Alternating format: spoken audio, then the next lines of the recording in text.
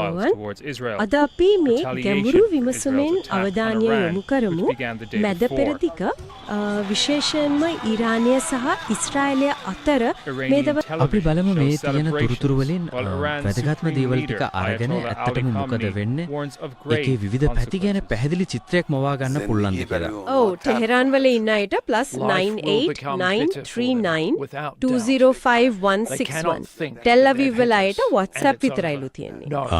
හරි. ඒකට අර පැය 24 පුරාම වැඩ කරන දුරකථන අංක දීලා තියෙනව නේද? මම හිතන්නේ ඒවා මතක තියාගන්න එක හොඳයි.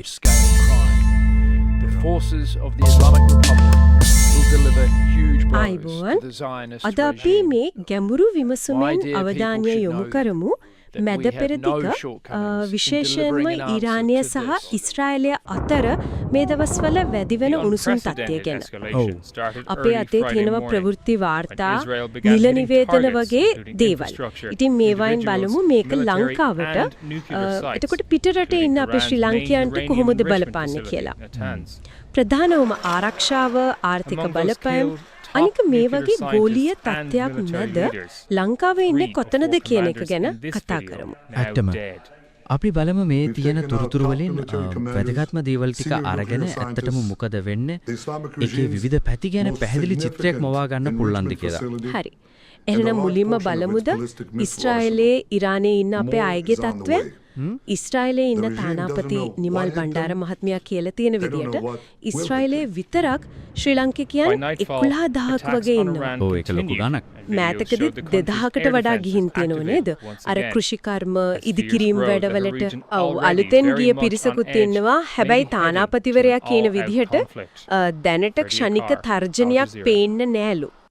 මොකද 70%ක් විතර ඉන්නේ අර ගෘහ සේවයේ එකනේ ඒගොල්ලෝ වැඩ කරන ගෙවල් වලමයි නතර වෙලා ඉන්නේ. ඒත් ඉතින් අවධානයෙන් ඉන්න වෙනව නේද? අනිවාර්යෙන්ම. ඒකයි විදේශ කටයුතු අමාත්‍යාංශයත් කියලා තියෙන්නේ ඉරානයේ සහ ඊශ්‍රායලයේ ඉන්න හනුවටම බොහොම අවධානයෙන් ඉන්න තානාපති කාර්යාලය එක්ක නිතර සම්බන්ධ වෙන්න කියලා. ඒකට අර පැය 24 පුරාම වැඩ කරන දුරකථන අංක දීලා තියෙනව නේද? මම හිතන්නේ ඒවා මතක තියාගන්න එක හොඳයි. ඔව් ටෙහෙරාන් වල ඉන්න අයට +9893205161 ටෙල් අවීව් වල අයට WhatsApp විතරයිලු තියෙන්නේ. ඒ නම්බර්ස් ටිකකුත් තියෙනවා +9471844730 +9471868351 +9471974209 කොළඹ අමාත්‍යාංශයේ තියෙනව නේද? හදිසි අංක +91123253735. ඔව් ඒවත් තියෙනවා. මේ වෙලාවේදී ඒ sannivedana මාර්ග තියෙන එක තමයි වැදගත්ම දේ. හරියටම හරි. හරි. එතකොට ආරක්ෂාව පැත්තේ එහෙමයි.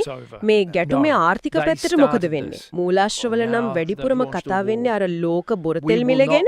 ඔව් ඒක තමයි අපිට ඉක්මනටම දෙන්න දේ. මොකද ලංකාවට ගේන මර්බන් ක්‍රූඩ් මිල එකකින් අපේ පිරිපහදුවට ගන්න එක 10.7ක් විතර වැඩි වෙලා. 10.7ක් කියන්නේ සෑහෙන ගාණක්. ඔව් බැරල් එකේ $66.4 ඉඳලා 72.42ක් විතර වෙලා. ඉතින් මේක අපේ ඉන්ධන මිල සූත්‍රයට අනුව මෙහි මිල වැඩි වෙන්න පුළුවන්. අනිවාර්යයෙන්ම ඒ සූත්‍රය අනුව ගණනය වෙනකොට ඒ වැඩිවීම මෙහි මිලට එකතු වෙන්න ඉඩ තියෙනවා. ඉතින් ඉන්ධන මිල වැඩි වුණාම දන්නවනේ. ප්‍රවාහන වියදම්, බඩු මිල ඔක්කොම නේද? ඔව් හැම දෙයකටම බලපානවා.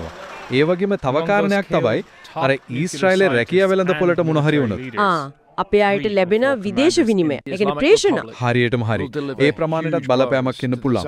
තව අර රතු මුහුදේ ප්‍රශ්නත් එක්ක නැව් ගමනාගමනයටත් බාධා වෙන්න පුළුවන් නේද? එතකොට වෙළඳ මාර්ග දික් වෙනවා. ඕ ඒකත් තියෙනවා. එහෙම වුණොත් නැව් වෙන පාර වලින් එන්න ඕන.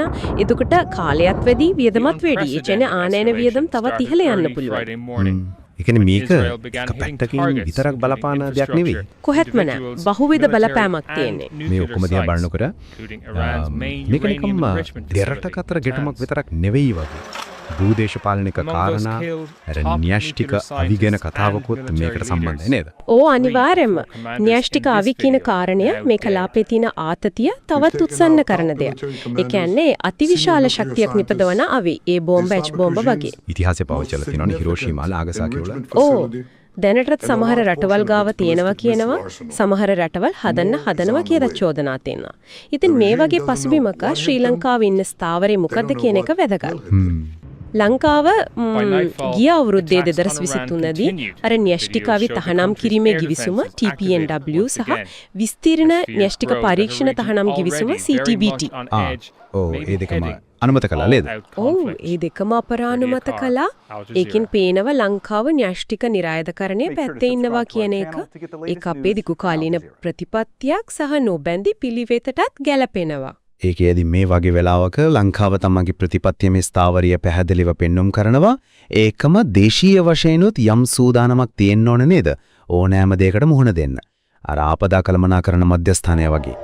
අනිවාර්යෙන්ම ජාතික මට්ටමේ සූදානම අර 117 වගේ හදිසි අංක ක්‍රියාත්මකව තියෙන එක ඒ යාන්ත්‍රණ සූදානමින් තියෙන එකත් ගොඩක් වැදගත්.